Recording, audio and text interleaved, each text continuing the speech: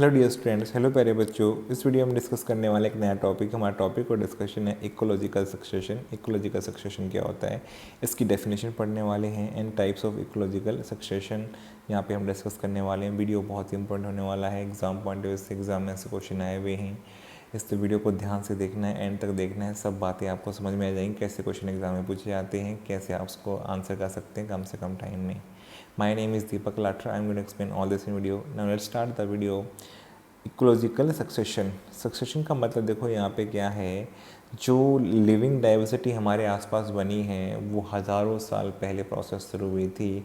जहाँ पे कोई भी स्पीसीज़ नहीं था वहाँ पर भी लिविंग डाइवर्सिटी प्लांट और एनिमल की बन सकती है, लेकिन ये धीरे धीरे इकोलॉजी में चेंज आने के साथ होती है। ऐसा भी एरिया हो सकता है, अर्थ पे हो सकता है जहाँ पे अभी कोई भी डाइवर्सिटी ना हो, कोई भी लिविंग ऑर्गेनिज्म ना हो, लेकिन समय के साथ वहाँ की कंडीशंस बदलती जाएँ और इन्वायरमेंट में चेंज ऐसा आ जाए जिसकी वजह से लिविंग स्पीसीज़ वहाँ पे जो है कॉलोनाइज करना शुरू कर दें और धीरे धीरे चेंज होते जाएँ according to the changes in the environment. इसी प्रोसेस को हम क्या बोलते हैं बेटा, इकोलॉजिकल सक्सेशन। क्या बोलते हैं, जहाँ पे सक्सेसिवली एक न्यू स्पीसीज ओल्ड स्पीसीज को रिप्लेस कर रहा है, क्योंकि जो कंडीशंस हैं वो न्यू के लिए ज़्यादा फेवरेबल हो गई हैं, इसलिए न्यू ने जो है यहाँ पे आउट नंबर कर दिया ओल्ड को। तो धीरे धीरे ऐसे ही सक्सेसिवली चेंज होता रहे, इसे क्या बोलें, इकोलॉजिकल सक्सेशन। एनसीईआरटी में क्या क्या लिखा है वो सारी बातें हम समझने वाले हैं। पहला, an important characteristic of all communities. Communities क्या, जहाँ ग्रुप ऑफ पॉपुलेशन हो उसको क्या बोलते हैं, communities. Is that their composition and structure constantly change. कह रहा है कि सभी कम्युनिटीज़ की कंपोजिशन और स्ट्रक्चर बदलता रहता है, चेंजेस आते रहते हैं टाइम के साथ में, in response to changing environmental conditions की वजह से ऐसा होता है। किस वजह से होता है कि इन्वायरमेंटल कंडीशंस चेंज हो जाती हैं तो कम्युनिटी की कंपोजिशन और स्ट्रक्चर भी बदल जाता है। यहाँ पे इस बात के बारे में समझाया है जो कि आप देख भी सकते हैं, जैसे इन्वायरमेंट का इम्पैक्ट जो आप अपने सराउंडिंग में थोड़ा सा भी चेंज होता है तो उसका इम्पैक्ट बहुत सारे स्पीसीज़ के ऊपर पड़ता है। तो इसलिए यहाँ पे चेंजिंग इन इन्वायरमेंटल कंडीशंस की वजह से क्या हुआ, कंपोजिशन और स्ट्रक्चर ऑफ कम्युनिटी चेंज होता है। लेकिन ये जो चेंज होता है, this change is orderly and sequential. ये चेंज अगर कैसा हो, ऑर्डरली हो और एक पर्टिकुलर सीक्वेंस में हो रहा हो, सीक्वेंस उसका सेम रहे और ऑर्डर के अकॉर्डिंग ही हो, जैसे एक के बाद दूसरा स्पेसिस, दो के बाद तीन, तीन के बाद चार नंबर। लेकिन ऐसा ना हो कि एक के बाद सीधा तीन आ जाए कभी, और कभी क्या आ जाए एक के बाद जो है यहाँ पे चार आ जाए, या दो के बाद सीधा चार आ जाए। ऐसा नहीं होगा कि हमेशा क्या होगा, पहला वन आएगा हमेशा, फिर टू स्पीसीज, फिर थ्री रिप्लेस करेगा, फिर फोर रिप्लेस करेगा। ये ऑर्डरली है, सिक्वेंशियल है and parallel with the change in the, क्योंकि फिजिकल इन्वायरमेंट में जो चेंज आ रहे हैं उसके अकॉर्डिंग, अगर फिजिकल इन्वायरमेंट स्पीसीज वन को सपोर्ट करा तो वन वहाँ पे होना चाहिए, अगर टू को सपोर्ट कर रहा है टू वहाँ पे होना चाहिए, थ्री को सपोर्ट कर रहा है थ्री वहाँ पे होना चाहिए। तो सो इस प्रकार से क्या होगा, जो फिजिकल इन्वायरमेंट में चेंज आ रहे हैं उसी के अकॉर्डिंग क्या होना चाहिए, यहाँ पे उसी के पैरेलल होना चाहिए, उसी के अकॉर्डिंग चेंज आना चाहिए, जो कि कंपोजिशन है स्ट्रक्चर ऑफ कम्युनिटी में आता है। This changes lead finally to a community. ये चेंज होते होते एक समय क्या होगा कि एक कम्युनिटी बन जाएगी that is in near equilibrium with the environment, जो कि क्या होगी, इन्वायरमेंट के अकॉर्डिंग इक्विलिब्रियम में होगी, जिसके अंदर बहुत ज़्यादा चेंजेस आपको देखने को नहीं मिलेंगे, ऑलमोस्ट स्टेबल हो चुकी होगी। That is near equilibrium with the environment और it is called a climax community. इसको हम क्या बोलेंगे, क्लाइमैक्स कम्युनिटी। तो यहाँ पे इन्वायरमेंट के होने वाले चेंजेस से इस कम्युनिटी के स्ट्रक्चर में आपको बहुत ज़्यादा चेंज दिखाई नहीं देगा, ये स्टेबल हो चुकी होगी। इसी को हम क्या बोलते हैं, क्लाइमैक्स कम्युनिटी। सो सबसे एंड पे आएगी, दैट इज़ क्लाइमैक्स कम्युनिटी, जो कि इक्विलिब्रियम में है, स्टेबल है, इक्विलिब्रियम विद द इन्वायरमेंट के साथ। ठीक है, ये पॉइंट समझ में आ गया। इक्विलिब्रियम का मतलब सिंपल सा है, जैसे कि आप देख सकते हैं कि मान लो जहाँ कहीं पे फ्लडिंग होती है तो उस समय डिस्ट्रक्शन हो जाता है, लेकिन वापस से फिर वो एरिया वापस से उसी तरह का डेवलप हो जाता है। या फॉरेस्ट में मान लो फॉरेस्ट फायर लग जाती है, लेकिन कुछ टाइम बाद फॉरेस्ट कुछ सालों बाद वापस वैसे हो जाता है। इसी को हम क्या बोलते हैं, इक्विलिब्रियम में है वो इन्वायरमेंट के साथ में, क्योंकि जब फायर लगी तो इन्वायरमेंट उनके जो है फेवर में नहीं था, लेकिन जब फेवरेबल कंडीशन आई तो वापस से रिकवर कर लिया उस एरिया ने। इसको क्या बोलेंगे, सक्सेशन हो गया एक तरीके से। इकोलॉजिकल सक्सेशन की डेफिनेशन है, इसको हम डिफाइन कैसे करेंगे, देखो, the gradual and fairly predictable change in the species composition of a given area is called ecological succession. कह रहा है कि ग्रेजुअल है, जो चेंज हो रहा है वो धीरे धीरे होगा, फेयरली प्रिडिक्टेबल होगा, हम इसको अकॉर्डिंग टू कंडीशन प्रिडिक्ट कर सकते हैं, इन्वायरमेंटल कंडीशन कैसी चल रही हैं, जो कि किस स्पीसीज़ के लिए फेवरेबल है, तो कौन सा स्पीसीज़ वहाँ पे मिल सकता है। तो these are gradual and fairly predictable change in the species composition of a given area is called ecological succession. उसे हम क्या बोलते हैं, इकोलॉजिकल सक्सेशन बोलते हैं। तो इकोलॉजिकल सक्सेशन क्या है, the gradual and fairly predictable according to environment change हो रहा है, कि जैसे जैसे इन्वायरमेंट बदल रहा है जिसके लिए फेवरेबल हो रहा है उस तरह के स्पीसीज वहाँ पे आ रहे हैं। तो gradual and fairly predictable change in the species composition of a given area is called ecological succession. NCERT में डेफिनेशन बिल्कुल एज इट इज करेक्ट दी है, यही डेफिनेशन करेक्ट है। ये समझ में आ गया, इसको हम आगे एग्जाम्पल से भी समझेंगे, आपको और बेटर समझ में आ जाएगा ये डेफिनेशन कैसे जो है यहाँ पे लिखी गई है। फिर कहता है कि during succession some species colonise an area, जैसे कि बेयर रॉक ले लो, मान लो जो जहाँ पे कोई भी स्पीसीज नहीं है, ऐसी चट्टान, उस पर सबसे पहले कोई स्पीसीज आएगा तो जैसे कि लाइकन आ सकता है।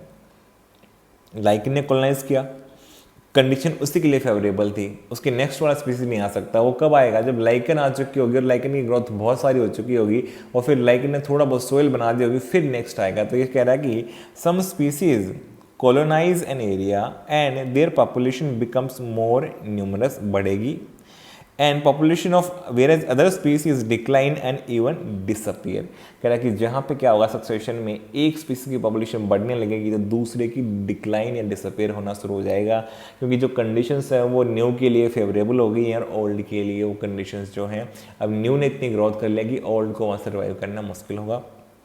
तो यहाँ पे सक्सेशन में रिप्लेसमेंट हो जाता है, न्यू स्पीसीज़ के द्वारा जो है ओल्ड स्पीसीज रिप्लेस कर दिए जाते हैं। तो यहाँ पे न्यू स्पीसीज कॉलोनाइज करना शुरू करते हैं और ओल्ड जो है डिक्लाइन डिसअपियर होना शुरू हो जाती है। इसी इकोलॉजिकल सक्सेशन का पार्ट है। तो यहाँ पे इकोलॉजी के अकॉर्डिंग, इन्वायरमेंट के अकॉर्डिंग चेंज आ रहे हैं स्पीसीज की कंपोजिशन के अंदर।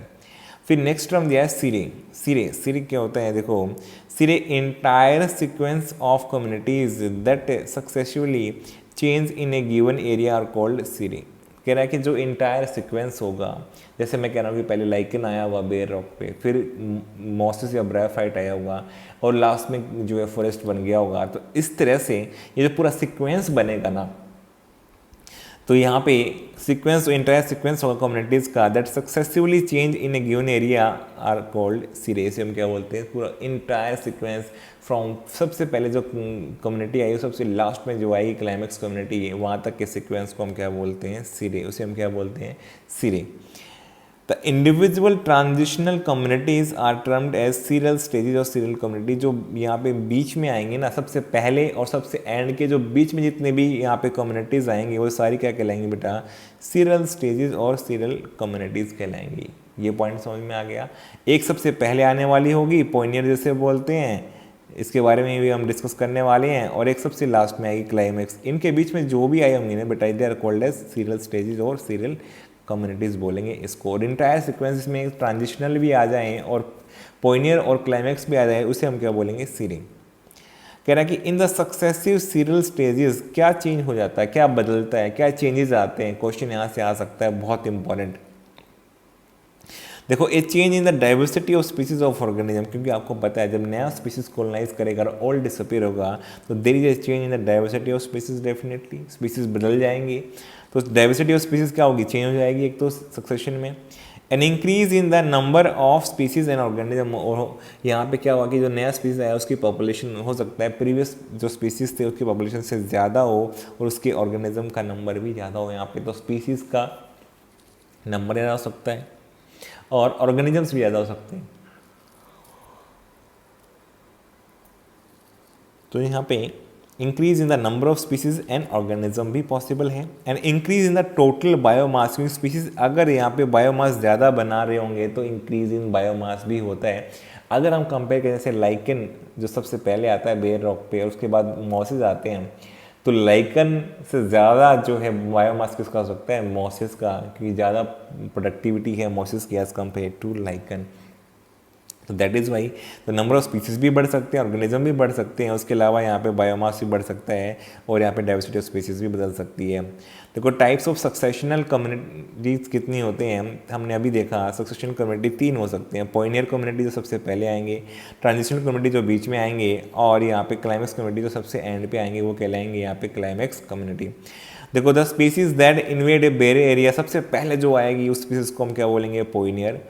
जो स्पीसीज बीच में आएंगी पोइनियर के बाद आएंगी, pioneer species are followed by orderly sequence of plant species, उसको हम क्या बोलेंगे, ट्रांजिशनल कम्युनिटी। जो पोइनियर को फॉलो करेंगी ऑर्डरली सीक्वेंस में आएंगी लेकिन प्लांट स्पीसीज, उनके बोलेंगे ट्रांजिशनल कम्युनिटी। और सबसे एंड पे आएंगी last community which is stable and near equilibrium with the environment is called climax community. जो सबसे लास्ट में आएगी स्टेबल होगी, उसके बाद चेंजेस स्पीसीज कंपोजिशन में नहीं देखने को मिलेंगे, जो कि इक्विलिब्रियम में होगी विद द एनवायरनमेंट, उसको बोलेंगे क्लाइमेक्स कम्युनिटी।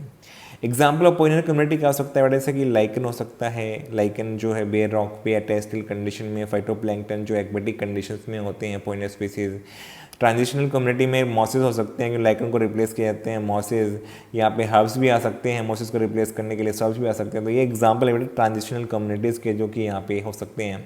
क्लाइमेक्स कम्युनिटी में बेटा फॉरेस्ट होता है जहाँ पे हर तरह के जो है स्पीसीज यहाँ पे ग्रो कर चुके होंगे, ट्रीज भी या बहुत डिफरेंट टाइप के ग्रो कर चुके होंगे, तो इसलिए क्लाइमेक्स कम्युनिटी जो है यहाँ पे फॉरेस्ट उसका एग्जाम्पल है।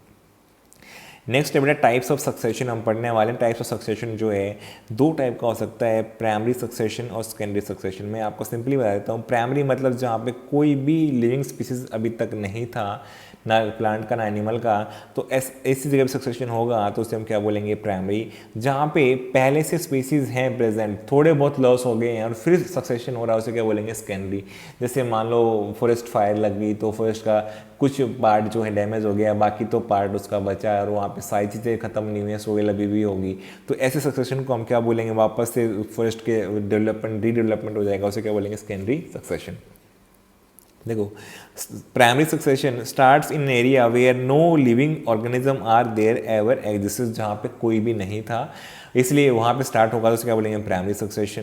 जबकि सेकेंडरी क्या होगा, starts in area that somehow lost all living organism that exist, जहाँ पे लिविंग ऑर्गेनिज्म पहले प्रेजेंट थे लेकिन लॉस हो गए हैं, तो इस ऐसी जगह पे सक्सेशन होगा, उसे क्या बोलेंगे, सेकेंडरी सक्सेशन बोला जाएगा। अब देखो प्राइमरी सक्सेशन जो है वो इस्टेब्लिशमेंट होने में बहुत टाइम लेता है, तो establishment new biotic community is generally slow, यहाँ पे काफ़ी स्लो होता है primary succession. Secondary succession fast हो सकता है, क्यों हो सकता है fast, new biotic community establish with more ease, ये आसानी से स्टेब्लिश कर लेते हैं, इसके पास में सोयल तो रहती ही है। यहाँ पे क्या होता है, प्राइमरी में सोयल नहीं होती है, सोयल बनाने में बहुत टाइम लगता है, ऑलरेडी यहाँ पे सोयल प्रेजेंट रहेगी सेकेंडरी में, तो ये बहुत ईज के साथ यहाँ पे जो है कम्युनिटी स्टेब्लिश हो जाएंगी बहुत आसानी से।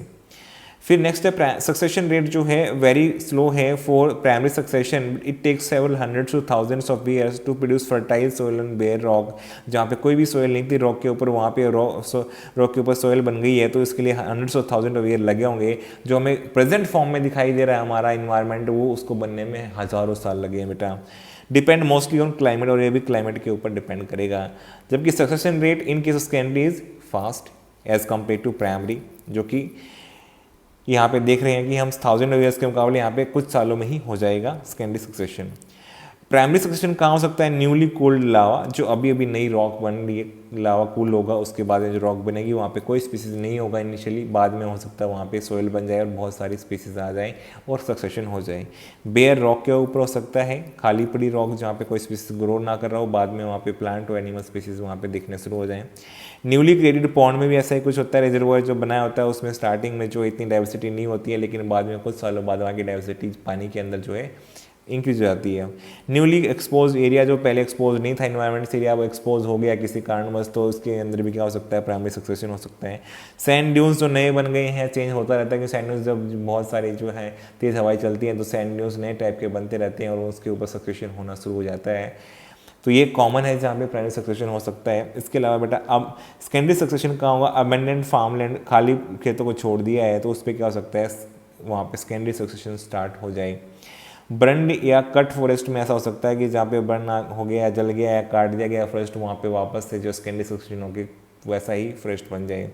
Lands that have been flood, जो कि फ्लड आने से जो है कॉमनली आप देख भी सकते हो, अब रिसेंट में फ्लड्स आई हैं तो बहुत सारा डिस्ट्रक्शन हुआ है, लेकिन कुछ सालों बाद हो सकता है वो एरिया वापस से वैसा ही रीडेवलप हो जाए और सेकेंडरी सक्सेशन होने के कारण ही ऐसा पॉसिबल होगा। तो हमने यहाँ पे बेटा पढ़ा difference between primary and secondary succession, जिसके बारे में डिस्कस कर लिया। अब नेक्स्ट सक्सेशन जो है ये हम नेक्स्ट वीडियो में डिस्कस करेंगे, रेस्ट ऑफ पार्ट जो भी होगा जो हमारा यहाँ पे डिस्कस होने वाला है नेक्स्ट वीडियो में हम इकोलॉजिकल सक्सेशन का सेकंड पार्ट डिस्कस करने वाले हैं। मुझे उम्मीद है सब बातें आपको समझ में आ गई। अभी तो तो डिस्कशन हुआ है, इसलिए वीडियो को लाइक करो, कमेंट करो, चैनल पे नए सब्सक्राइब करो, अपने फ्रेंड्स के साथ शेयर करो। Thank you for watching the video.